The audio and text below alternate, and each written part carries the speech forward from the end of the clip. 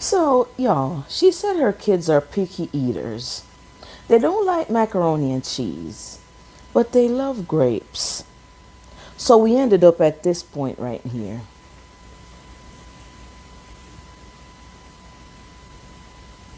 I know I'm not crazy. I know I'm not crazy.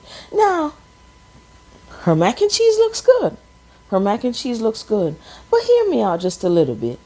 What if she had made the mac and cheese and just threw the grapes on the side instead of mixing the grapes with the mac and cheese?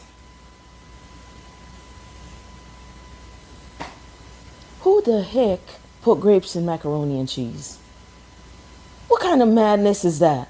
I mean, I guess it's all going in one place. That's her thought process. I don't know, but no, I cannot imagine cooked grapes tasting good.